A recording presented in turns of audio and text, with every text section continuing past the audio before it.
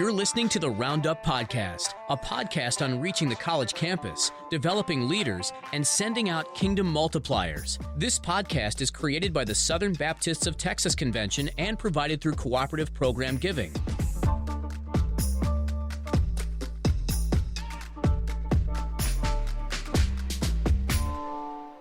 Well, howdy, friends, and welcome to the Roundup Podcast. I'm your host, Mitch Tidwell. I have my co-host with me today, Chase Abner. Chase, what's going on, my man?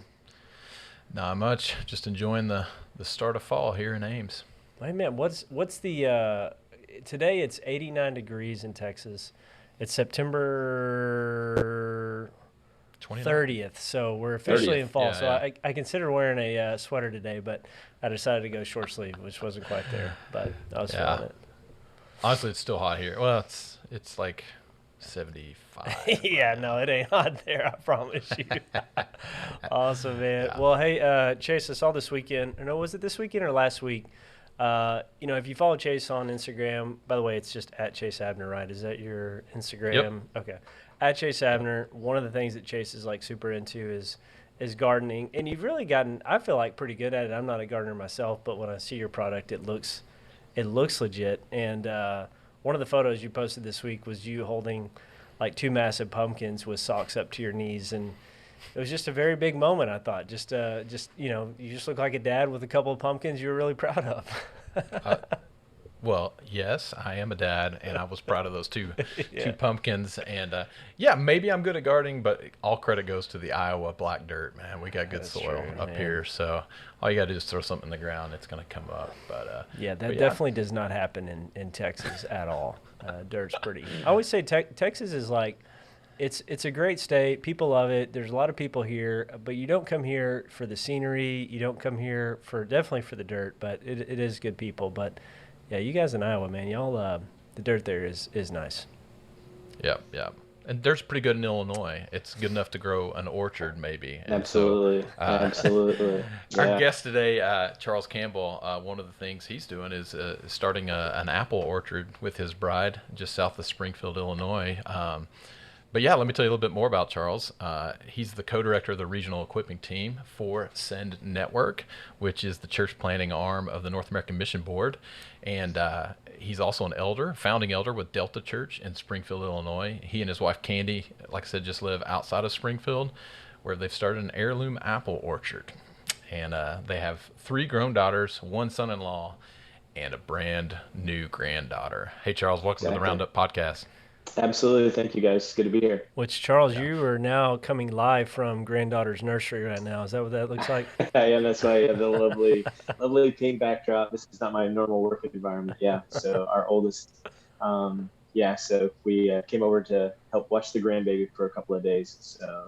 So we've been on Rosie duty. So it's been good. Charles, tell us how I've never heard of a single person who's ever just wanted to start an apple orchard. How did that come to be? Yeah. So wife grew up in Illinois, and in her backyard, her dad had 2 apple trees, a Jonathan and a McIntosh. And so she's always been around good apples and had fond memories of apples. So when we got married, that just was kind of our fall routine. That's what you do in the Midwest. You go to an apple orchard, pick some pumpkins, grab some apples, have some cider. It's just kind of a thing. But for her, because she grew up with these Jonathan and McIntosh apples, they have a very unique and distinct flavor. And so we began to kind of hunt orchards that grew your non-grocery store varieties, So we found a guy that was about 45 minutes away that was had a small little orchard, and he grew these varieties I had never heard of. And so as we began to study it and learn it, we realized that there are like thousands of apple varieties. There used to be thousands of apple varieties grown all over the United States, but as we began to do more mass production, bad apples like the Red Delicious began to take over because it was shiny, big, and red. And so literally orchards began to grow what they could sell. Well, everybody wanted these big, crunchy, tasteless red apples. So yeah, I know, it's crazy. But a lot of the varieties then begin to go away. Well, now there's been a resurgence of trying to grab and bring back to life old varieties. So, so we're one of these. It's something we always wanted to do, and so once the girls got out of high school, we found this little 2 acre spot, perfect. And 3 years ago, planted. We call them the original 12. So, so we planted our first 12, and then we added 24 more, and then we're going to add probably another 15 to 20. We'll see who wins out on that discussion. But but all the varieties, with the exception of two, are over 100-year-old varieties. So, Oh, wow. yeah. So the varieties that you just won't find in the grocery store. Interesting. Yeah. So I just entered so it's into been a fun. world I You didn't know did. existed. You did. I didn't. Yeah. That is all. Yeah. I actually have more questions, but we'll probably have to save that till Yeah. after the podcast.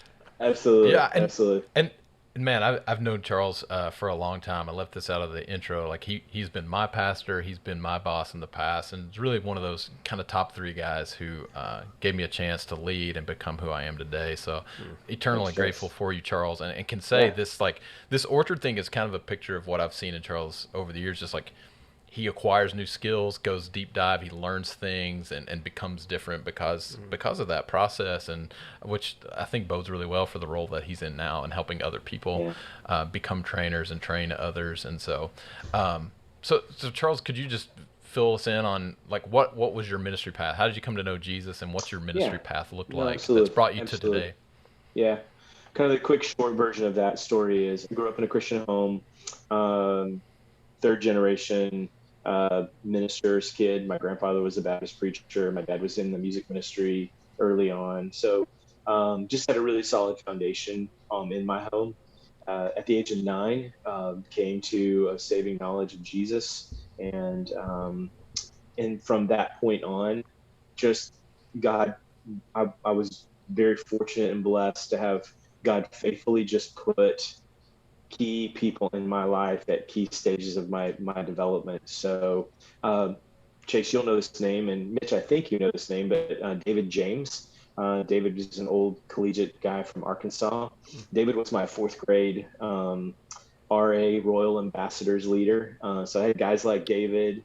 You know, my parents dropped out of church when I was in high school, and in Oklahoma, that's where I grew up, you can have a motorcycle license when you're 14. So I started going to church by myself. Yeah, I did not know that. Is that still? absolutely. Is that still? Still in effect, baby. Yeah, it's gotta be Wow. it's gotta be smaller than a 125. So for all these country kids, Oh man, that's how you get around. dude, that So, sounds like trouble, man. oh yeah, most definitely. I mean, I don't know who thought of the law, but I was grateful for Yeah, it. that's right. So, That's right. yeah. So I had a youth pastor who came along in high school and just continued to grow and develop me as a leader. So Chase, that's just kind of my story. I mean, just faithful, consistent people. So from grandparents to parents to Sunday school teachers, RA leaders, and then in high school, youth pastor who really helped shape me. Things like Falls Creek. I mean, Mitch will know about that because it's right there in between Oklahoma and Texas on the Oklahoma side. Just back then it was rocking and rolling. And so they just kind of some crucial moments, crucial people that have spoken into my life. And as we talk about leadership, it just continued on in my ministry career. I've just had I've had hard times, but I've had faithful people that God has intersected with me that have just helped develop me even to this day, so it hasn't stopped. Even so, as I look around, and I'm not the young guy in the room anymore, I'm the old guy in the room, but God is continuing to just put other either peers or people that are just a little bit further down the road than me in my life. And so I'm really grateful for that. And what are some of the roles that you've served in ministry? I've done a little bit of everything. So, I mean, coming out of high school, I mean, when I stayed home my freshman year, but my sophomore year of college, I was already serving on staff as a youth pastor. So I did that traditional kind of youth pastor, music minister role because my background is music education. So I was one of those guys. Did that all the way through college, and then even into seminary was a youth music guy, education guy. My first full-time church job, youth kind of ministry. Youth ministry was always kind of part of that world. education, music. And then towards the end of my career at a local church, being full-time staff, I began to get invited into larger kinds of responsibilities. So a guy by the name of Gary Jennings. Gary was the state youth evangelism guy for Illinois. Gary invited me in to help kind of be on his steering team for our big youth evangelism conference. And so I began to get some skills of pouring into, equipping, developing larger groups of volunteers. Unbeknownst to me, Gary would put my name in to the hat to be his replacement. So when he left, I joined the Illinois state staff. When I was with the Illinois Baptist, man, I did everything. Senior adults, single adults, student ministry, collegiate ministry, next gen ministry, which eventually led to me sliding over to the church planting team, doing next gen church planting for whatever that was supposed to be, 20 years ago. But then that really set me on a trajectory of being in the church planting world from then on forward. So that's when we first planted the church that we still attend. So I was on that planting team. I wasn't the lead guy. I've never been a lead guy. I've always been a number two guy. So that's another thing just about my journey. I love serving alongside a good visionary leader because I feel like the attributes that I bring to the table can really help him. So, and then in my career, gosh, from there, it's just been various versions in the church planting world. But I began to really see that I began to discover that because I love to start things. But then as I really began to discover my sweet spot, I love to train. I love doing the equipping thing. So when I got hired full-time at NAM to work with Mac Lake and become a full-time trainer, that was like my dream job, and so working for him and doing what I was doing, the 2 years that I did that, I was really in a really good sweet spot. Yeah. And just as an outsider, that's what I've observed, like you and your role. Not that I ever felt like you were bad at anything, but like seeing just a lot of things coming together in what you're doing now that just seems to be such a great fit. And speaking of collegiate church planting, like I just realized in this moment, Charles is the first one who ever talked to me about the idea of collegiate church planting. He's the dude that put that on my radar circa 2009, 2010. We went to the Collegiate Church Planting Collaborative at Southern Seminary, led by Brian Fry. So you're the dude who seeded that, and now I'm spending at least part of my professional life helping others to do that. So that's a cool thing. So with that, Charles, just articulate like what you would say, for our audience. They're largely people who are serving college students. Like, just to affirm and encourage them, what do you say is the value of college ministry? Oh gosh, as I was thinking about that the other day, even you're in a critical season of someone's life in collegiate ministry.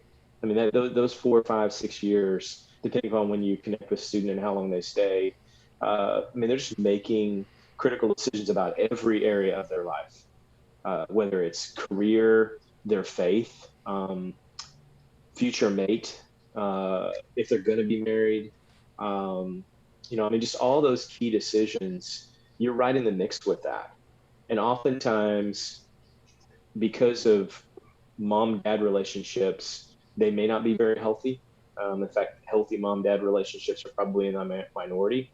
So having other adults who can speak into their lives and be mom and dad in certain aspects, and even with a healthy mom-dad relationship, like we've got a great relationship. We have 2 college-age girls right now. So our 2 youngest are, one's getting ready to graduate, one just graduated, but is also doing grad school. I mean, we have great relationships with them, but we're super thankful for other adults who are speaking into their lives, helping them think through decisions on a daily basis that are reinforcing oftentimes what we're saying. So, man, I can't be more grateful for people who are standing in that gap with college students. So all for it, grateful for it, love. And I would even say, like, all the different varieties and ways people are doing collegiate ministry, I don't think there's one way that's best. I think there are some better ways. But man, anything that gets mature believers in the life of a college student is a good thing. Yeah, that's great. And that's why I'm excited to have you on here for the audience, Charles, is because you get the value of college ministry. You're an advocate for it, but you also bring an expertise when it comes to training and how to do that well that I feel like is lacking in a lot of collegiate ministry resourcing. And so I'm looking forward to you talking more about that. Yeah, Absolutely. Charles, will you unpack a little bit about like what you do in your current role? Yeah, so my current role is a little different than just the training piece. So, but I'll talk about it and talk about how the training's influenced it. So our current role, there's 9 of us that we have a region of the country, and our job is to walk alongside the field leaders, so people like Chase in his role, and make sure that he has what he needs to do his job well, from all the tools and resources that we bring to the table as Sin Network. So that does include things like making sure he's up to speed with how to do training well, how to do coaching well, how to use the tools that are available for him to use to help churches develop residencies, which is just simply a tool, quite honestly, to intentionally discover, develop, and deploy people towards church planting. So we're really, so in one sense, I've got the training hat all the time because I'm helping get in front of a leader.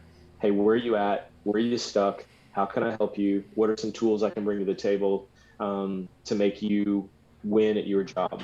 And so that's really kind of the essence I mean, we talk about it in five big rocks: assess the need, equip to the tools, coach to the process, convene for mutual learning, and then build out our team regionally. So those are kind of the five big rocks of a regional equipper. Yeah. Well, so going deeper on the idea of training, because that's what we want to focus on today. Yeah. So with training specifically, Mac Lake, who is a dear friend, mentor, but also quite honestly a guru when it comes to intentional leadership development. Mac built a system of training, built a philosophy, and built a scalable system on how to equip other people, on how to engage adult learners in ways that's transformational. And so that particular part of the job is an area that I'm just super passionate about. So Mitch, so what we've done is we've taken those tools that Mac developed and we've scaled them to where around the country, people can come to what we call a training map. And at that training map event, we will teach you how to improve your skills as a trainer, and then specifically apply those skills to some of our Sin Network training. But you don't necessarily have to use it with just our curriculum, even though our curriculum is custom built for those tools. So it's the best example of how to get the most out of those tools, but you can apply it to other realms as well. Yeah, most definitely. I would say, having attended a training map or what was known as a train the trainer event previously, it shaped so much for me, Mitch, about not just how I train church planters, but how I disciple my kids, how I lead my wife, how, and how I lead even outside of the church context as I serve in different ways in the community. So Charles, what makes training good training? Yeah. So when you asked that question, I was thinking about that, just kind of thinking through that. I think some keys. So like one of the sessions we do, Chase, you know this, and so Mitch, one of the things we do at that training map event is we say there's no one list of a great trainer. It's your list. So what do you want to look like as a great trainer? So that's kind of one answer, Chase, is that, create your own list of what are the traits of a great trainer. But I think when you think about what makes good training, I think one of the keys across the board is a training is good because the trainer knows his content well enough that he can focus on the learners and not on the content. If you're constantly having to keep your nose in the material because you don't know it well enough, you're not going to give the focus you need to give to your learners. And it's about your learners. It's not about the content. And so I think that's a significant one. I think the other thing is I've matured as a trainer and just continue to grow in that realm. I think creating the space and allowing for the learners to go through the struggle to discovery. I think it's a much better training when you figure out the answer for yourself rather than me handing the answer to you on a silver platter. So the process of learning and the process of discovery, which includes failure, which includes trial and error, I think is a better type of training than just handing you a book and saying, hey, just do this, this, and this. Now, there are times, because of harm to the learner, you may say to them, hey, I mean, like if I'm an electrician, I'm not saying, hey, I want you to go over there and just mess with that socket and see if you can figure it out. Okay. So I mean, there's some environments where it's like, no, you need to do this by the book. Here's how we do this. And it's because we don't want you to die. Okay. So I understand that. But for the most part, in the world that we live in, you're not going to die. Okay. So you're not going to cause physical harm to yourself. So I want to give you space to struggle and figure it out. And then if you get stuck, I'm going to keep asking you questions and keep maybe giving you cues that might unlock something new for you. But at the end, I'm just not going to give you the answer. I'm really going to force you to try to come up with it. And if you don't know the answer, if you're just like, man, I just can't get it, then even then I may say to you, well, who do you know that can help you? And I'm just going to try to refuse to not give the answer. So I think that's another key thing. Getting everybody involved. And then the last thing is just being patient with your learners, giving them, because anytime you learn something new, and we know more and more about this as well, like the brain takes time to rewire itself to get good at that new thing. So when you first, if no one's ever taught you how to ask good questions, the first time you get put into a Bible study and you're leading, let's say you've got a sophomore student and they've never learned really how to ask good questions. They're leading a Bible study with a bunch of freshmen. The first time they do it, they may be pretty awful because their brain is just trying to figure out, okay, how do I do this? But the more you do it, the more the brain rewires itself and you just get better and better and better, So I think, Chase, I think those are just a few key things. Yeah. And I'm thinking again for our audience, why do they need to think better, harder, more deeply about how they train volunteers and particularly student leaders? And I go back to a few years ago when I was on staff with Salt Company here in Ames, and I invited our local Chick-fil-A owner-operators to come and talk to our staff because Chick-fil-A is known, yes, good chicken, I love the sweet tea, etc., but it's really more culture. Right. Yeah. And what you find as you visit Chick-fil-A is that they maintain culture really well. But the turnover rate in the fast food industry is like 70% for their workforce. So they're always having new people in the mix. Well, guess what? College ministry, you're always having new people in the mix. Yeah. And so I asked the owner operators, shout out to Ryan and Tari Thompson, brilliant people. I asked them hey, what do you do? And they said, 1, hire the right people. 2, talk about your values all the time, but 3, train really well. Yeah. And so I think that translates really well to college ministry. Onboard the right type of people to be your leaders, instill your values deeply, but make sure your training is up to snuff because you don't have them for very long and you're going to have high turnover. So you got to pay attention to training. And for me, I think one of the most helpful things about your approach to training and Send Network's approach to training is the 4E process that kind of is the overarching framework for how you do it. Could you unpack the 4 E's for us? Absolutely, yeah. So the 4 E's is our underlying philosophy, and it's the whole idea of explore, experience, evaluate, and equip. So give people, before they show up, content to explore.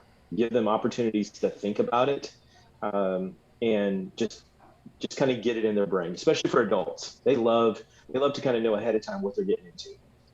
So give them content to explore. Second thing, don't just give them the content, but give them some things to experience. Give them some things to try. So especially if it's a skill that you're wanting them to develop, give them opportunities ahead of time to try that skill, practice it. And then when you come into the learning environment, when you come into the cohort or the leadership team meeting or whatever it is, then in that leadership team meeting, you evaluate what they explored and what they experienced. So you talk about it. You think through it, and you ask a lot of debrief questions. How'd it go? What would you do different next time? And then to really lock the learning in place, that final element I think is key. When you leave that meeting, their very next step is to turn around and teach or equip somebody else what they just learned. And so I always use a simple illustration of like, man, there's no better way than to teach like a kid how to tie his shoes. You might give them a video to watch, or you might even do it for them a few times. You're kind of the explore person for them, and then you give them a chance to experience it. Hey, practice tying your shoes.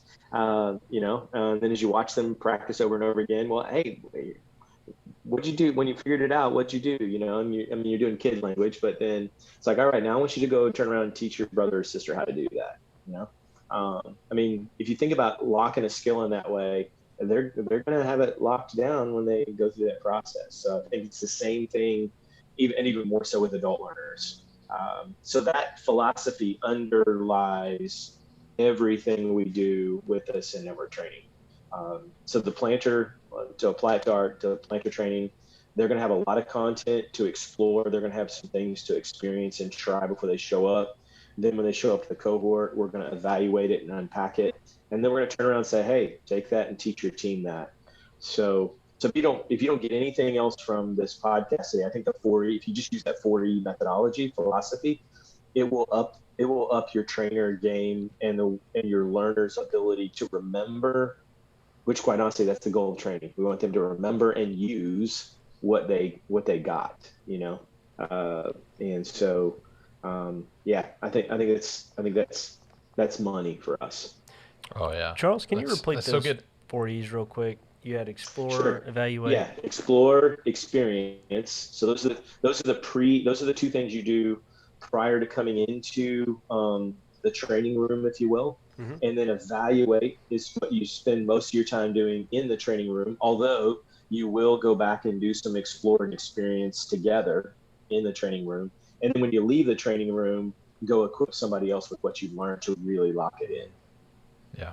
Well, I think what I love about that is multiplication is assumed as an outcome. Absolutely. Yeah. Which is critical because and I'm guilty of this too. My assumption is just getting the task done and thinking the task is, okay, I need to have X number of small groups, instead of thinking I need to have X number of multiplying small groups. And so for a collegiate leader, thinking about how not just how do you get Devin to lead his group well, but how do you get Devin to lead his group that in a way that creates more group leaders on the other end, or tabling or campus evangelism, whatever it is. Like the outcome is not getting the deed done, but it's growing that pool of laborers who are pulling in the same direction and who have people behind them in mind. And really the Sin Network training approach has helped that grow in me. And the other piece of it, so like, okay, this is a college ministry podcast, but I'm a dad. All of us are here on this right now. What I realize is that often I'm expecting behaviors out of my kids before they've done any of the exploration. Like, hey, I've given you the information. Why aren't you doing the thing exactly right? Because I gave you the information. Because my goal was, or I guess my assumption was, if they have the right information, then they can do.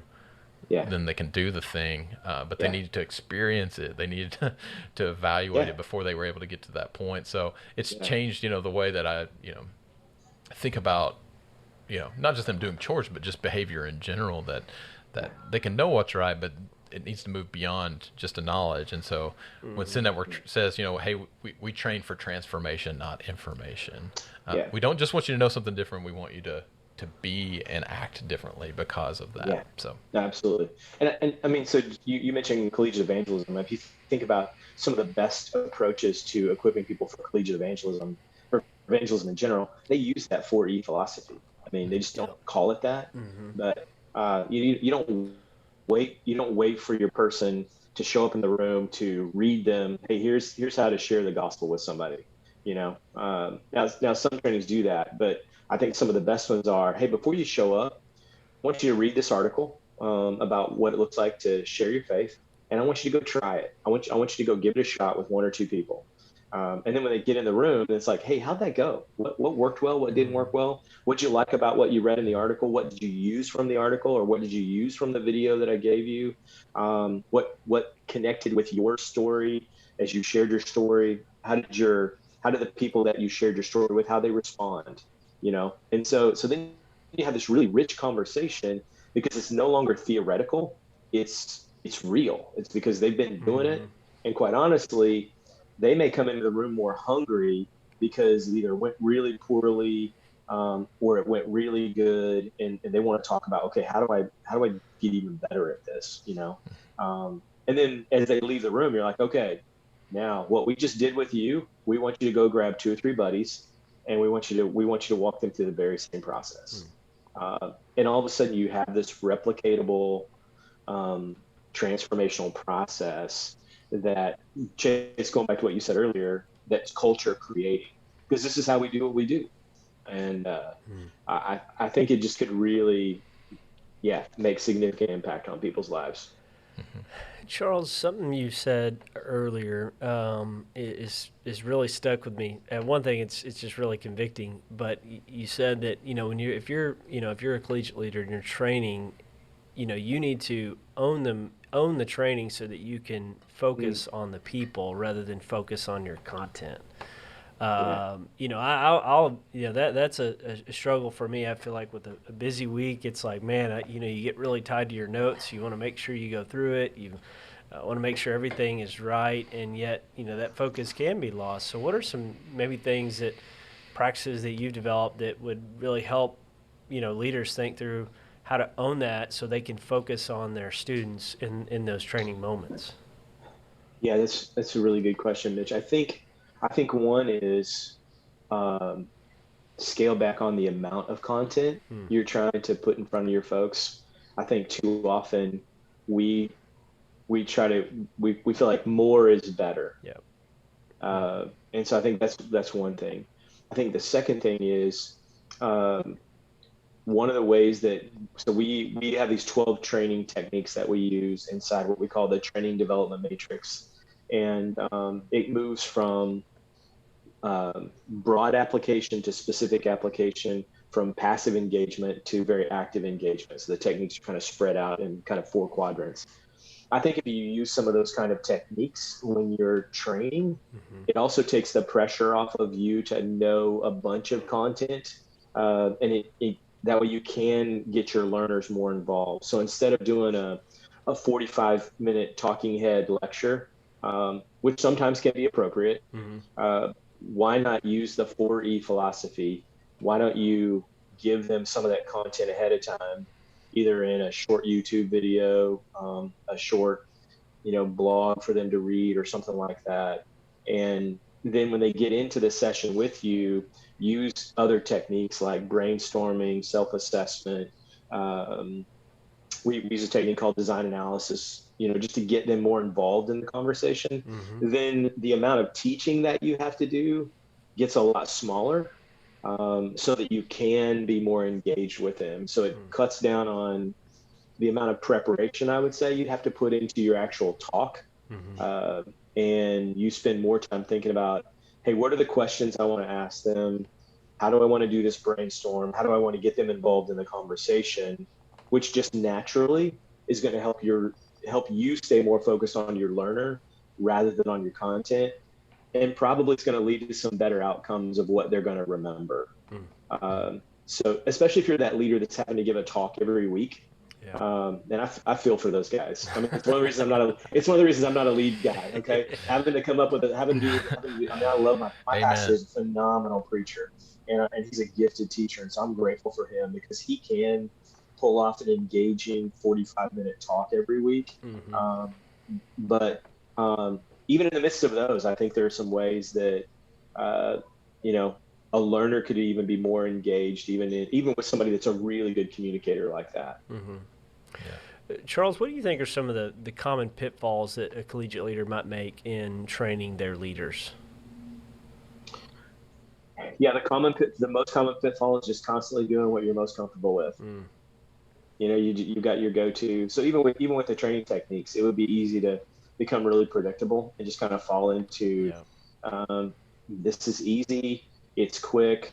I don't have to put a lot of thought into it. And so I think that's a common pitfall. So I think that's significant. I think other pitfalls are because you are dealing with young adults, and there's a lot of pride and arrogance and stuff in the room, that it's easy for you as a leader to kind of position yourself this way instead of here. So what I did visually there, oftentimes we will, hey, I'm the mature veteran. I've got some life wounds that I want to bring to the table. You just need to shut up and listen. Versus coming at this as a co-laborer, a co-learner. Yes, you're further down the road, but these young adults have some things that they're bringing to the table. So how do you posture yourself to be a fellow learner who does have some wisdom to bring to the table, but also wants to hear and learn from and learn with their students. And so I think that's another pitfall. I think the other thing too is becoming an orchardist. I'm learning some lessons. Patience is one. When we stuck our trees in the ground 2 years ago, we didn't see our first apples. We didn't see our first fruit from that tree for 2.5 years. And that's actually even early, because normally on an apple tree, you don't see anything typically between 3 and 4 years. And so in collegiate ministry, because you only have them for a short window of time, oftentimes you're not as patient as you need to be. And so I think it's easy to fall into that pitfall of trying to rush someone to a place that they're not ready for. Now, the opposite side of that is equally true. Good enough is your friend in a lot of days. You know what? They know enough to accomplish the job. I need to let them go try this. Because if I don't ever if I'm waiting for perfection, I will never. You'll never have leaders. I'm even in my own story. I mean, we were laughing the other day. I mean, I took, as a 21-year-old newly married guy, my pastor and 4 other pastors in our city let me take 45 teenagers on a 2-week mission trip with 2 other adults, from Kansas City to Washington, D.C. and back. Okay. And I was the leader, I was the guy responsible. I was the one carrying around thousands of dollars of traveler's checks. That tells you how old I was. It tells you how long ago that was, in a backpack, to Washington, D.C. and back. And as I look back on that now, I'm like, man, what were they thinking? Who let that guy be in charge, But I'm grateful that I had pastors and other adults, that believed in me enough to, make that thing happen. And by God's grace, nobody died, nobody, nothing crazy happened. But I think we've got to give our young adults opportunities as well. And so I think there's that tension of being patient with their character, but also giving them opportunities to try and fail. And, Charles, that makes me think back to so I graduated high school when I was 18, 2 years in community college, came away with 9 hours in 2 years, just not a great investment, by my parents. They were like, all right, we ain't paying for this anymore. So my dad had this dream. He wanted to start a restaurant. He did competition barbecue cooking as a hobby. And so he saw, hey, I've got a dream and a low-life son. Let's put those two together. Let's see if we can make this work. And, for me as a young kid, it was like the opportunity where my dad was like, hey, we're going to financially back this. We're going to build this, but I'm going to let you operate it. And I had no idea what I was doing. I ended up going to culinary school, learning my way around the kitchen and stuff. And so I operated that business largely from 20 to 25, and then a little, part-time 26 to 27. But I look back on that time, and it was such a pivotal point in my life because I was given free range to explore and to make mistakes, to learn and to engage with what I was doing. And I literally didn't have nobody in my family was in restaurant business, so we were just learning mistakes, all the time. And God was gracious, and it actually did pretty good. But even in that, it actually that whole experience actually led me towards pursuing Jesus, because it was like I had finally been given this big vision as a kid that I feel like it was like I wasn't being told what to do. It was like, hey, go chase something, and so I did it. I learned, I made mistakes, and ultimately I was kind of on my own, and it really caused me to begin to ask big worldview questions, like, is this all that life is about? And ultimately I ended up attending a church, coming to faith in Christ, and I feel like there was a bigger vision that the Lord had for my life than what I was doing. But I can even see that in my own story about how just even in those 4 E's, the explore and the experience would really help shape me as like a young person. And and even in like my first pastor was very much like that as well. I don't know that he was intentionally doing it. Maybe he was. I'll give him the credit. But when I came to faith in Christ, he took me along with him to learn. And then I remember, as we would do visitations, he would just, say, hey, you're up. Why don't you take a stab at this? That's probably a bad phrase at it. But, talk to them about, ask them about their faith and share the gospel with them, those kind of things. And such a big part of my learning process that but I've just seen that just as you're as you're telling us about training, and I could just see that like some of the biggest like aha moments for me or life-shaping moments for me happened when I wasn't just told what to do, but was allowed and released to do it, to make mistakes, and to kind of learn from it. Absolutely. Absolutely. I think it's significant.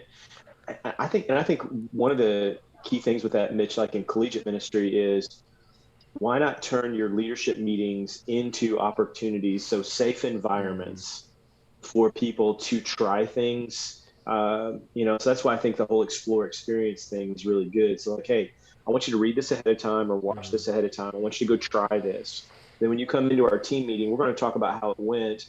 And we may even do some scenarios or some other kinds of coaching kind of stuff to go as a group, what would have made this better for the next time, and let's maybe even practice some things inside that leadership team meeting.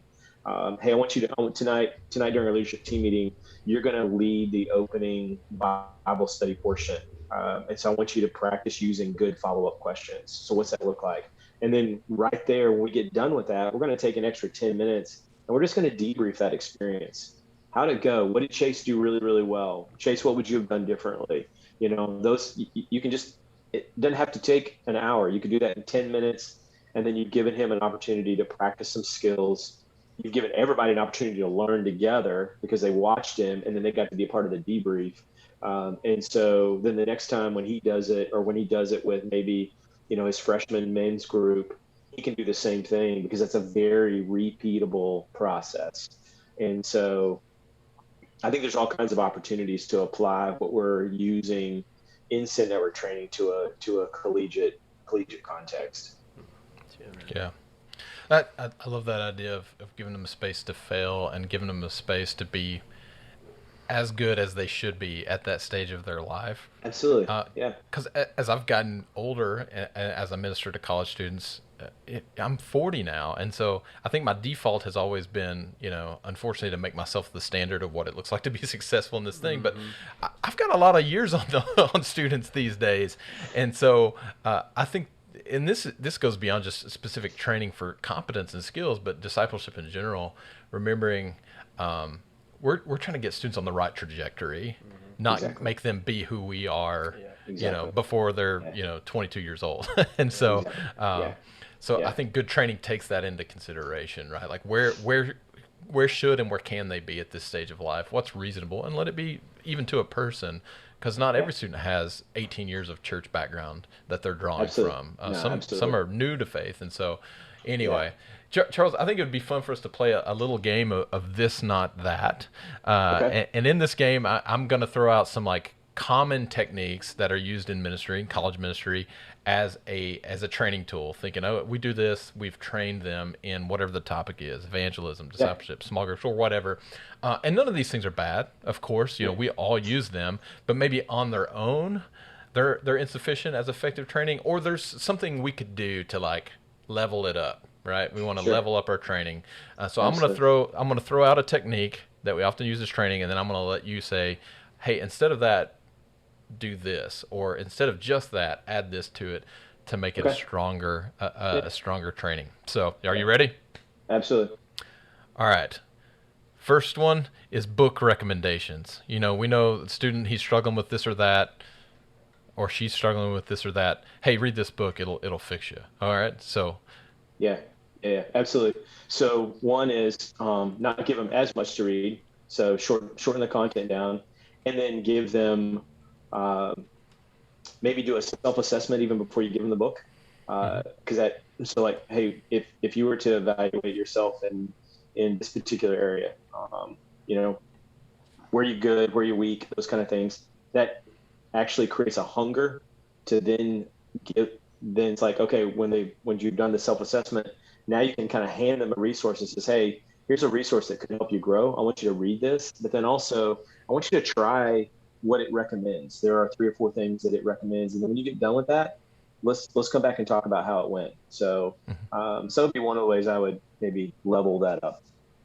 So it sounds like, you know, book recommendations, it may be good as an explorer tool, Mm-hmm. but Yeah, if it does include evaluation or yeah, yeah, experience, then it kind of falls short of excellent training. yeah.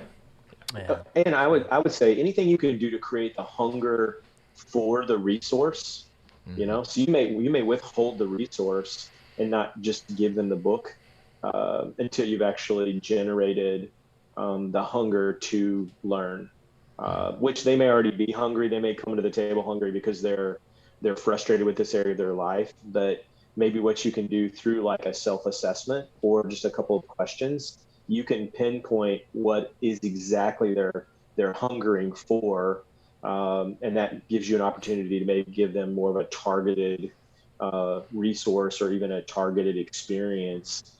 But then be sure you debrief it.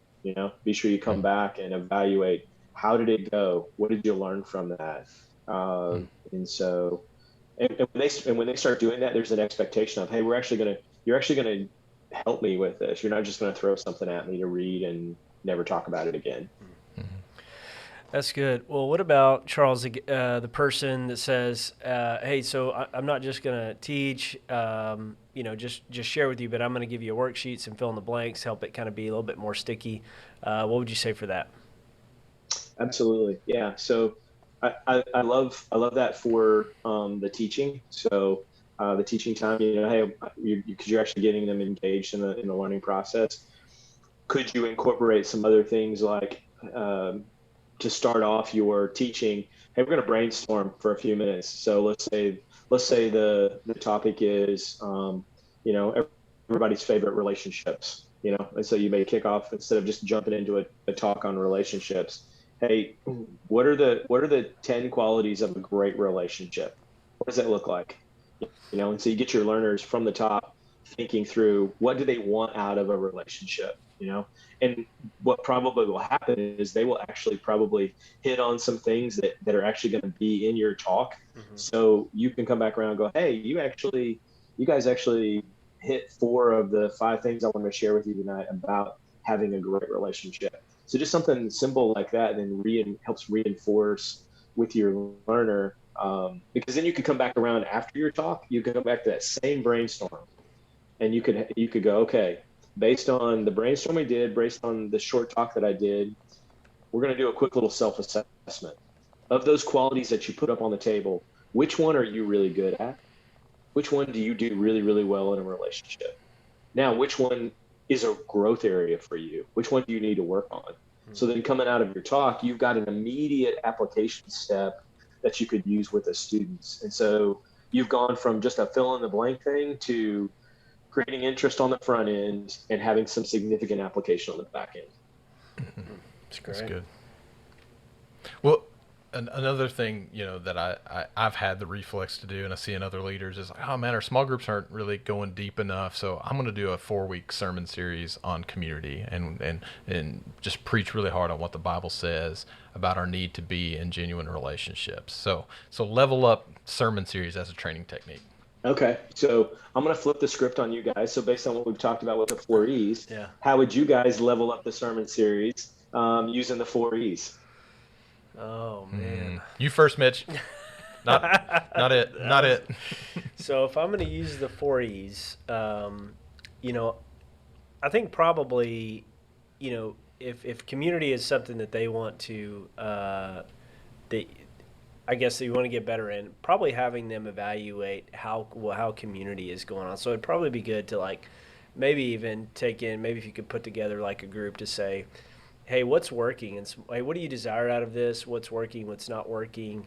And help them kind of maybe even evaluate how community is right now. And maybe even pit it against okay, hey, if this is what you guys long for, this is what you want, if we look at what biblical community looks like, how does that match up? And then if we need to form this, if we want this to look like biblical community, what would be those 2 or 3 next steps that we would need to implement in our groups going forward? Okay, How was that? That's good. That's good in the evaluate section. Well, so Chase, taking what Mitch just gave us there, what of that would you pull into the explore and the experience phase before you come into a sermon series? Yeah. So I think I would find a way for them to experience it kind of in that moment. So say I was teaching a community, and one of the things is, hey, one of the reasons we need community is because we got to encourage one another to good works. The Bible says that's part of why we come together, is to encourage one another, exhort one another. So I want you to just group up with some people around you right now and practice affirming, encouraging, something that you've experienced with somebody else in the room that has grown your faith. So let's just practice that tonight. Almost like a circle of encouragement. That's a way that we can exhort one another. Yeah. So just give them an opportunity to do it right there in the room after they've heard the sermon. So there we go. So see, you guys have just leveled it up right there. Yeah. That's good. That's good. Yeah. So here's another one for you. We've kind of talked about this a little bit, but one approach is just throw them in the deep end. I know that I've done that where I've called somebody a small group leader and never even trained them how to be a small group leader, and just kind of left the ball in their court to figure out what it is that would be effective. So how do we level that up? Yeah, I mean, I think we've hit on it multiple times today with that kind of idea. I think the way that we level that up is we use that whole idea of the MAWL approach: model, assist, watch, lead. So how can you model it for them? And then even as you're modeling it, you always come back and debrief. So hey, what did you see me do well? What could I have done differently? So now they're beginning to think, they're putting themselves in the trainer chair. So then you're going to flip the script on them. The next time it's like, hey, I want you to take part of this. I want you to assist me. And so then when they get done, you do the same thing. You take 5 minutes right at the end of the study and go, hey, what'd you do well? And I don't know if you noticed, but the pattern is I always start with the positive, because we know from studying the brain that if you don't start with the positive, you create stress in the person's life. And so if you immediately start with the negative, you put them in flight or fight mode. But if you start with the positive first, that lowers the brain's kind of guards, and they're more open to learning. So what'd you do well? What would you do differently? And then again, then you flip the script one more time. Hey, next time you're gonna do the whole thing, but I'm gonna be in the room and I'm gonna watch you. I'm gonna ride shotgun. So I'm no longer in the driver's seat. You're now in the driver's seat. And then again, you do that process one more time. What'd you do well? What would you do differently? Maybe you pull somebody else into that conversation. So maybe somebody else that you're starting back at the model stage, you're now using the person that you've been equipping to be the model for this new person. So now it becomes a multiplicative, reproducible process. And then that last step is, okay, you know what? We've done this 3 times together. You've got this. When Mac left our team and he asked me to step into the role of team leader, I was like, you got to be kidding me. I cannot follow you. Okay. Big shoes. Big shoes, huge shoes. And he said to me, as he was leaving the room, he said, you're 80% good. You can only learn the 20% by me getting out of the room. So at some point, the leader has to leave. Because if you don't leave, the other person still is inside your shadow, and they're just like, I'm never going to be as good as Chase. And it's like, well, you know what? Chase has been doing this for 20 years. You just started. Yeah. So You're not going to be as good as he is now, but you can eventually be as good as he is because it just takes reps and time. But you've got to get out of the room for them to begin to own that themselves. Yeah. So that's that last part of it. So that's how I would, instead of throwing them in the deep end, I would go the extra step and do that model assist, watch lead approach. Yeah, That's good, man. that's good.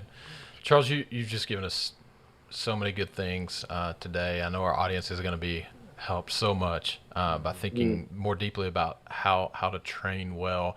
And I guess some people are like, how do I get exposed to Send Network training? So are there ways for people in this audience who want to do a deeper dive in these topics that they can do that? Yeah. So we have a little short course I created. If you go to snrl.pathright.com, so Send Network Resource Library, there is a little 5-hour transformational training that if people don't have the time to come to a 1 or 2 day workshop, we do offer the training maps around the country on an as needed basis. And so if they're interested in plugging into one of those, they could just email me. So ccampbell@nam.net and let me know, hey, I'd love to know more about the training map and come into the training map. Because we apply those to the content, but we also can take and strip out the content and just do kind of a 1-day workshop that's related to the training techniques. So those are some other possible ways to get plugged in. The quickest way is to go to the Pathright and do the 5-hour Pathright course. It'll give you the big rocks of what we do at the training map. So Charles, what was that website again? It's SNRL. So Send Network Resource Library .pathright, and Wright is spelled like the Wright brothers, so WRIGHT.com. So Pathright is an adult learning platform that we use for all of our content, all of our training curriculum at Send Network. And so there's other resources that are on there as well. But that's if you just type in the word transformation, I think the course will pop up in the search menu, and you can just create an individual account to get access to it, or you can also, if you'll email me, if you're a Southern Baptist Church, we can help you set up your own Pathright account, and you can pull all of that content over and even customize it. So like if you're a collegiate ministry leader and you want to use that platform inside your church, you can pull it over, and we've got people on our team that can show you how to do that no matter where you are in the country. That is awesome. What a great resource. Yeah, it's a cool resource. It is. So. Well, Charles, thanks so much for joining us. I think this may have been our longest podcast. I could keep going. I really do have a lot of questions. So incredibly helpful. I think these are things that we run into all the time in ministry, especially college ministry, of feeling like how do we help our students? We want them to receive the gospel. We want them to obey it. But sometimes we just don't always see that mobilization piece, and sometimes we just we kind of go with what we know, and we just kind of keep doing the same old thing. So I think you gave us a lot of things to think about and wrestle over to help train our students better to live out the gospel, on campus and wherever God takes them. So thanks for joining us today, Charles. We really appreciate it. Absolutely, my pleasure. Thanks for inviting me. Yeah, you got it, brother. Friends, thanks for listening to the Roundup Podcast. We hope you enjoyed the show. Don't forget to subscribe to our podcast on Apple, Spotify, and we're now on YouTube if you want to watch the video version of the podcast. And we include even some of the smaller clips if you'd like to share those as well. Don't forget to follow us at SBTC Collegiate. That's on Instagram, Facebook, and YouTube. And thanks for joining us. We'll see you next time.